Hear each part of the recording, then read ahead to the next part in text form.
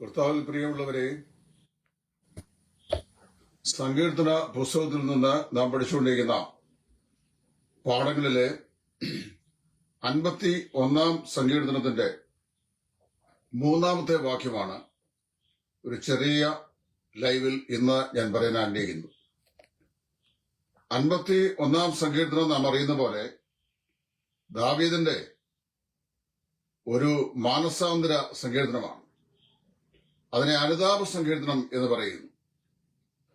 ലോക ചരിത്രത്തിൽ ഏറ്റവും കൂടുതൽ ആളുകൾ സങ്കീർത്തന പുസ്തകത്തിൽ നിന്ന് വായിച്ചിട്ടുള്ളവയിൽ ഏറ്റവും കൂടുതൽ വായിച്ചിട്ടുള്ള സങ്കീർത്തനമാണ് 51 സങ്കീർത്തനം. അതിന്റെ 3 വാക്യം ഇങ്ങനെ നാം വായിക്കുന്നു: എന്റെ ലംഘനങ്ങളെ ഞാൻ നിന്നോട് ഏറ്റു പറഞ്ഞു, എന്റെ പാപങ്ങൾ എപ്പോഴും നിന്റെ മുമ്പാകെ ഇരിക്കുന്നു.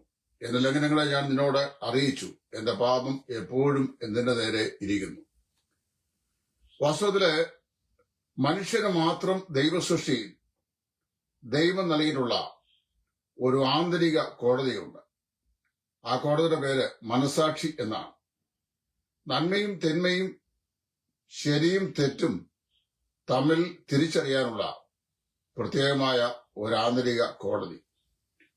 മനുഷ്യരായി നമ്മൾ തെറ്റുകൾ ചെയ്യുമ്പോൾ അതാത് രാജ്യത്ത് ജീവിക്കുന്ന സമയത്ത് ആ രാജ്യത്തിന്റെ നിയമാവലിക്ക് അനുസരിച്ചാണ് ആ തെറ്റുകളെ വിലയിരുത്തുകയും ശരിയോ തെറ്റോ എന്ന് മനസ്സിലാക്കി ശിക്ഷിക്കണോ വേണ്ടായോ എന്ന് തീരുമാനിക്കുകയും ചെയ്യുന്നു. എന്നാൽ ആ കോടതികളിലേക്ക് പോകുന്നതിന് മുമ്പ് തന്നെ മനുഷ്യന്റെ ഹൃദയത്തിന്റെ അന്തർഭാഗത്ത് സ്വർഗത്തിലെ ദൈവം മനുഷ്യനെ മാത്രമായി നിർമ്മിച്ചു വെച്ചിട്ടുള്ള ഒരാന്തരിക കോടതിയുണ്ട്. അതിന്റെ പേരാണ് മനസാക്ഷി എന്ന് പറയുന്നത്. ഈ മനസാക്ഷി എങ്ങനെ പ്രവർത്തിക്കുന്നു ചോദിച്ചു കഴിഞ്ഞാൽ, ഒരു വീടിന്റെ വിശാലമായ ഒരു മുറിക്ക് ഒന്നിലധികം ജനാലകൾ ഉണ്ടായിരിക്കും. ആ ജനാലകൾ ഗ്ലാസ് കൊണ്ട് നിർമ്മിച്ചായിരിക്കും.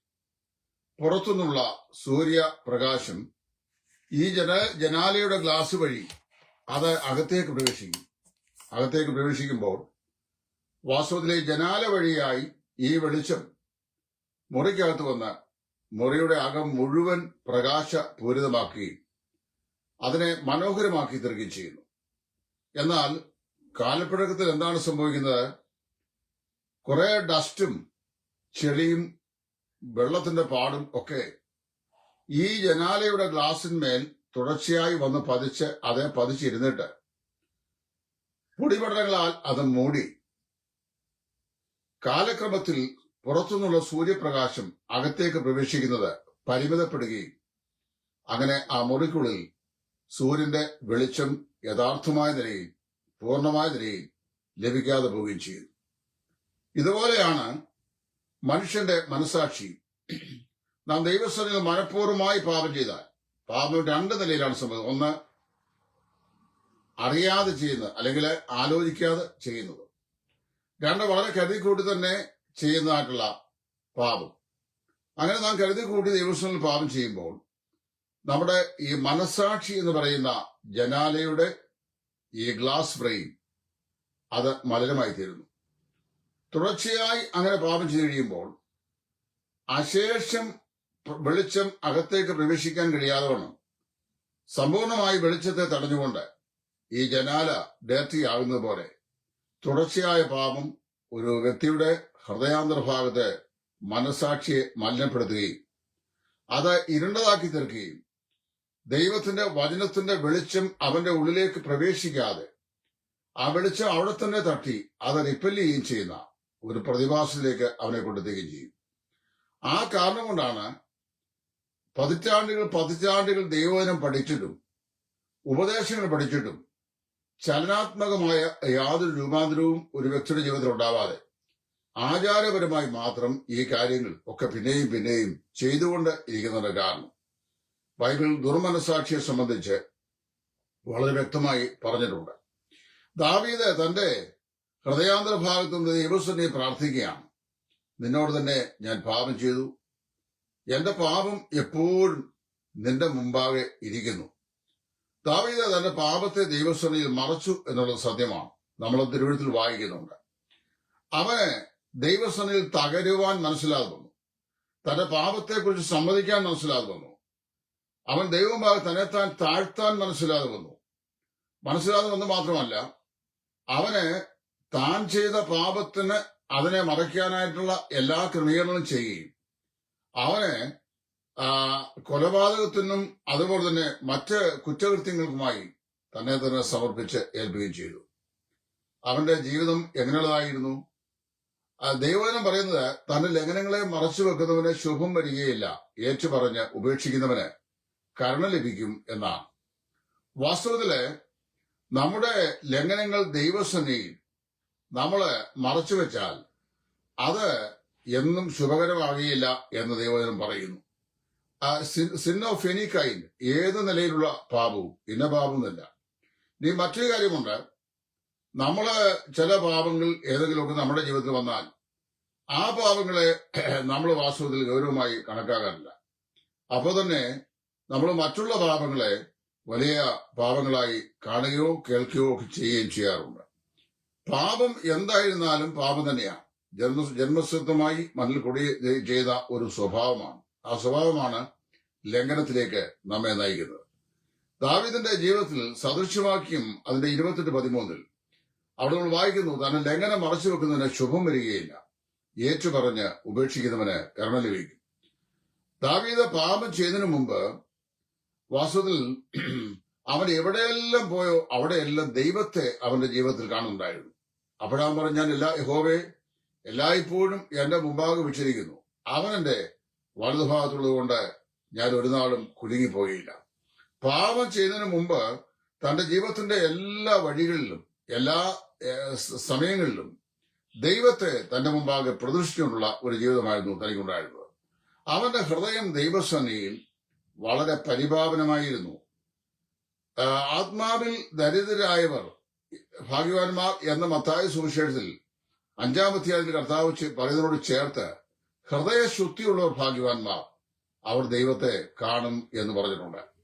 അദൃശ്യനായ ദൈവത്തെ നമ്മുടെ ദൃശ്യമാകുന്ന ഈ കണ്ണുകൾ കൊണ്ട് കാണാൻ കഴിയില്ലെങ്കിലും നമ്മുടെ ഹൃദയദൃഷ്ടി പാപം ഉപേക്ഷിച്ച് ദൈവത്തിന്റെ വചനം റിക്കവർ ചെയ്യുന്ന വിശുദ്ധിയിലൂടെ നാം ജീവിക്കുവാൻ ശ്രമിക്കുമ്പോൾ ഹൃദയകണ്ണുകളാൽ ദൈവത്തെ ദർശിക്കുവാൻ നമുക്ക് സാധിക്കുന്നു. വാസ്തവത്തില് നമ്മുടെ ഹൃദയവും നമ്മുടെ കണ്ണുമായി വളരെ ബന്ധമുണ്ട്. എങ്ങനെയാന്ന് ചോദിച്ചു കഴിഞ്ഞാൽ, ഹൃദയം നൊമ്പരപ്പെടുമ്പോൾ അത് കണ്ണിൽ കൂടി അത് വെളിവായി വരും. ഏത് മനുഷ്യനും ഹൃദയവേദന ഉണ്ടായി അവൻ ഭാരപ്പെടുമ്പോൾ, തകർന്നും നുറുങ്ങിയിരിക്കുന്ന മനസ്സുണ്ടാകുമ്പോൾ കണ്ണ് അതിന് സാക്ഷ്യം പറയുന്നു, കണ്ണിൽ നിന്ന് കണ്ണുനീർ ഉണ്ടാകാറുണ്ട്. വാസ്തവത്തില് നമ്മുടെ ഹൃദയത്തിൽ നമ്മള് പ്രിയപ്പെടുന്നത് എന്തിനെയാണ്, ഏതിനെയാണ്? നമ്മുടെ കണ്ണ് ആഗ്രഹിക്കുന്നത് എന്തിനെയാണ്? ഇത് നാം ചിന്തിക്കേണ്ടിയിരിക്കുന്നു. ദൈവം വാസ്തവത്തില് അന്തരംഗത്തിലെ സത്യമാണ് നമ്മളെക്കുറിച്ച് ആഗ്രഹിക്കുന്നത്. നമ്മുടെ ഹൃദയത്തിന്റെ അന്തർഭാഗം എങ്ങനെയുണ്ടോ അതാണ് ദൈവം പരിശോധിക്കുന്നത്. ശാരീരികമായ മറ്റെല്ലാ മണ്ഡലങ്ങളിലും പൂർണ്ണതയുള്ള ഒരു മനുഷ്യരും ഈ ഭൂമിയിലില്ല. ഒന്നിൽ ഒരു മനുഷ്യൻ വാക്കിൽ തെറ്റാതിരുന്നാൽ അവൻ പ്രവൃത്തിയിൽ തെറ്റുന്നു, പ്രവൃത്തിയിൽ തെറ്റാതിരുന്നാൽ വാക്കിൽ തെറ്റുന്നു. അപ്പൊ ഏതു മനുഷ്യനും ദൈവസേനയിൽ ഏതെങ്കിലുമൊക്കെ തെറ്റുകൾ വന്ന് ഭവിക്കുന്ന ആളുകളാണ്. നന്മ മാത്രം ചെയ്തുകൊണ്ട് തിന്മ ചെയ്യാതിരിക്കുന്ന ഒരു നീതിമാനും ഈ ഭൂമിയിൽ ഇല്ലെന്ന് ശലോമോനും വേറൊരു ഭാഗത്ത് പറഞ്ഞിട്ടുണ്ട്. ഇപ്പൊ നമ്മുടെ ജീവിതത്തിലെ കുറവുകളോ തെറ്റുകളോ ഒക്കെ ഉണ്ടാവാം, അത് ദൈവസേനയിൽ. എന്നാൽ നമ്മുടെ ഹൃദയം എങ്ങനെയിരിക്കും ദൈവസേനയിൽ? അവിടെ നമ്മൾ വായിക്കുമ്പോൾ, അന്തരംഗത്തിലെ സത്യമല്ലോ നീക്ഷിക്കുന്നത്, അന്തരംഗത്തിൽ എന്നെ ജ്ഞാനം ഗ്രഹിപ്പിക്കണമേ. 6-ാം വാക്യത്തിൽ ദാവീദ് പ്രാർത്ഥിക്കുകയാണ്. ഇവിടെ നമ്മൾ വായിക്കുമ്പോൾ ദാവീദിന് ദൈവമുമ്പാകെ തന്റെ പാപങ്ങളെ ഏറ്റുപറഞ്ഞ് ദൈവത്തോട് നിരപ്പ് പ്രാപിക്കണം എന്നാഗ്രഹമുണ്ടായി. വാസ്തവത്തില് നമ്മുടെ ശരീരം ദൈവത്തിന്റെ ആലയമാണ്. ഈ ശരീരത്തിലാണ് പല പാപങ്ങളും നമുക്ക് വന്നു ഭവിക്കുന്നത്. അപ്പോൾ അത് ചെയ്യുമ്പോൾ അത് വരുമ്പോൾ എന്ത് ചെയ്യണം? ദൈവമുമ്പാകെ അത് ഏറ്റുപറഞ്ഞ് കർത്താവിനോട് നിരപ്പ് പ്രാപിക്കുവാൻ നമുക്ക് സാധിക്കണം. ഞാനിങ്ങനെ പറയാം, മനുഷ്യരായ നാം പലതിലും തെറ്റിപ്പോകുന്നു. എന്നാൽ നമുക്ക് ദൈവസന്നിധിയിൽ അടുത്തു വരുമ്പോൾ, നിന്നോട് തന്നെ ഞാൻ പാപം ചെയ്തു, നിനക്ക് അനിഷ്ടമായത് ഞാൻ ചെയ്തു, നീ സംസാരിക്കുമ്പോൾ നീ നീതിമാനവൻ, വിധിക്കുമ്പോൾ നിർമ്മലമായിരിക്കണതിന് ഈ സോപ്പ് കൊണ്ട് എന്നെ കഴിയണമേ എന്ന് ദാവീദ് പ്രാർത്ഥിച്ചു. വാസ്തവത്തിൽ ദൈവമുമ്പാകെ ഒരു നല്ല മനസ്സാക്ഷി സൂക്ഷിക്കുവാൻ എനിക്ക് നിങ്ങൾക്ക് സാധിക്കുന്നുണ്ടോ? വാസ്തവത്തില് നമ്മുടെ അന്തരംഗത്തിൽ ദൈവത്തിന്റെ സത്യമാണോ നാം ആഗ്രഹിക്കുന്നത്? നാം പാപം നമ്മുടെ ജീവിതത്തിൽ വന്ന് സംഭവിക്കുമ്പോൾ നമ്മുടെ മനസാക്ഷി, അന്തരംഗത്തിലെ നമ്മുടെ ആ വെളിച്ചവാഹകരായ മനസാക്ഷി ഇരുണ്ടുപോകുന്നില്ലേ? അങ്ങനെയാണെങ്കിൽ നമ്മുടെ ജീവിതം വാസ്തവത്തിൽ വെളിച്ചമില്ലാതെയായി തീരുകയില്ലേ? നാം രക്ഷിക്കപ്പെട്ടവരാണ് എന്ന് പറയുന്നുവെങ്കിലും ദൈവത്തിന്റെ പ്രകാശത്തിൽ ജീവിക്കാൻ കഴിയാത്ത ഒരു അവസ്ഥ നമ്മുടെ ജീവിതത്തിൽ ഉണ്ടാവുകയില്ലേ? ഇത് വാസ്തവത്തിൽ ഞാനും നിങ്ങളും നമ്മിൽ തന്നെ ശോധന ചെയ്യേണ്ടത് വളരെ ആവശ്യമാണ്. 50-ാം സങ്കീർത്തനം തന്നെ അതിന്റെ 3-ാം വാക്യത്തിൽ 51-ാം സങ്കീർത്തനത്തിന്റെ 3-ാം വാക്യത്തിലാണ് ദാവീദ് ഈ കാര്യം വിളിച്ചു പറഞ്ഞത്. അവിടെ അതുകൊണ്ട് താൻ അടുത്ത വാക്കിൽ പറഞ്ഞു, എന്നെ നന്നായി കഴുകി എന്റെ അകൃത്യം പോക്കണമേ, എന്റെ പാപം നീക്കി എന്നെ വെടിപ്പാക്കണമേ. ഒരു ദൈവത്തിന്റെ ജീവിതത്തിൽ ഏതെങ്കിലും നിലയിലുള്ള തെറ്റുകളോ പാളിച്ചകളോ വന്നു കഴിഞ്ഞാൽ സാത്താൻ നിരന്തരമായി അവനെ കുറ്റപ്പെടുത്തിക്കൊണ്ടിരിക്കുകയും അവന്റെ പൂർവ്വകാല പാപങ്ങളെ കുറിച്ചുള്ള സ്മരണകൾ അവനെ ഓർപ്പിച്ചുണർത്തിക്കൊണ്ടിരിക്കുകയും അവനെ ബുദ്ധിമുട്ടിക്കുകയും ചെയ്യും. എന്നാൽ ദൈവം എന്ത് ചെയ്യുന്നറിയാമോ? അവന്റെ പാപങ്ങളെ അവനോട് ക്ഷമിച്ചാൽ അവനെ എന്നേക്കുമായി അത് ക്ഷമിക്കുന്നു. ദൈവവും പിശാചും തമ്മിലുള്ള ഒരു വ്യത്യാസം, പിശാച് കഴിഞ്ഞകാല പാപങ്ങളെ നിരന്തരമായി നമ്മെ ഓർപ്പിക്കും, നമ്മളെ അസ്വസ്ഥപ്പെടുത്തും. എന്നാൽ ദൈവം നമ്മുടെ പൂർവ്വകാലങ്ങളിലെ പാപങ്ങളെ കുറിച്ച് അവയിനെയും ഞാൻ വിടുന്നാളും അവരോട് ഓർക്കുകയുമില്ല എന്ന് അരുളിച്ചെയ്യും. വിശുദ്ധ വേദപുസ്തകത്തിൽ ദൈവം നമ്മുടെ പാപങ്ങളെ ശാശ്വതമായി മായ്ച്ചു കളയുന്നു. ഒരിക്കൽ അവിടുന്ന് ക്ഷമിച്ചു കഴിഞ്ഞാൽ എന്നേക്കുമായി ക്ഷമിക്കുന്നു എന്നതിലേക്ക് 4 വാക്യങ്ങൾ പറഞ്ഞിട്ടുണ്ട്. ഒന്ന്, ഉദയം അസ്തമയത്തോട് അകന്നിരിക്കുന്ന പോലെ അവൻ നമ്മുടെ ലംഘനങ്ങളെ നമ്മോട് അകറ്റിയിരിക്കുന്നു. സങ്കീർത്തന പുസ്തകം 103, അതായത് 103-ാം സങ്കീർത്തനം. അടുത്ത് വായിക്കുന്നത്, ഉദയ അസ്തമയത്തോട് അകന്നിരിക്കുന്ന പോലെ അവൻ നമ്മുടെ ലംഘനങ്ങളെ നമ്മോട് അകറ്റിയിരിക്കുന്നു. ചക്രവാളും തമ്മിൽ അന്തരം അയക്കുന്ന പോലെ ദൈവം നമ്മുടെ പാപങ്ങളെ നമ്മൾ അകറ്റിയിരിക്കുകയാണ്. യെശയ്യാപ്രവാചകന്റെ പുസ്തകം വായിക്കുമ്പോൾ, കാർമുകിൽ പോലെ അവൻ നമ്മുടെ ലംഘനങ്ങളെ നമ്മോട് അകറ്റിയിരിക്കുന്നു. ആകാശമേഘങ്ങളിൽ ഉരുണ്ടുകൂടിയ കാർമേഘമുഖരിതമായ അന്തരീക്ഷം ഒരു കാറ്റുകൊണ്ട് എവിടെയൊക്കെയോ അടിച്ചു ചിതറി അത് ഒരിക്കലും കാണാൻ വയ്യാത്ത ദിശയിലേക്ക് മാറ്റപ്പെടുന്ന പോലെ ദൈവം നമ്മുടെ പാപങ്ങളെ നമ്മൾ ക്ഷമിക്കുന്നു.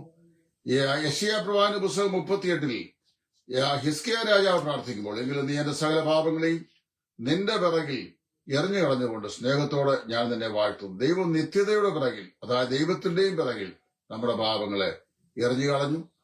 ഒടുവിലായി വായിക്കുമ്പോൾ മലാക്കി പ്രവാചകന്റെ പുസ്തകത്തിൽ വായിക്കുന്നത്, അവൻ സമുദ്രത്തിന്റെ അടിത്തട്ടിൽ നമ്മുടെ പാപങ്ങളെ ഇട്ടിരിക്കുന്നുവെന്നാണ്. 4 വിശദീകരണം. ഒന്ന്, ഈ ഉദയവസ്ത്രത്തോട് അകന്നിരിക്കുന്ന പോലെ. 2, കാർമുകിൽ പോലെ. 3, ദൈവത്തിന്റെ പിറകിൽ. 4, സമുദ്രത്തിന്റെ അടിത്തട്ടിൽ. ഇനി ഒരിക്കലും ആർക്കും ഒരിടത്തും ചെന്ന് നമുക്ക് നമ്മുടെ പാപങ്ങളെ, പിശാചിന് പോലും അത് ഉയർത്തിക്കൊണ്ടുവരുവാൻ, കുറ്റപ്പെടുത്തുവാൻ സാധിക്കുകയില്ല. ദൈവമുമ്പാകെ ദാവീദിന്റെ ലംഘനങ്ങളെ ഏറ്റു പറഞ്ഞപ്പോൾ ദൈവം അവന്റെ പാപത്തിന് പരിഹാരം വരുത്തി. റോമാലേഖനം 8-ൽ അപ്പോസ്തലനായ പൗലോസ് ചോദിക്കുന്നു, ദൈവം നീതീകരിച്ചവരെ ആ കുറ്റം ചുമത്തും, നീതീകരിക്കുന്നവൻ ശിക്ഷ വിധിക്കുന്നവൻ ആ.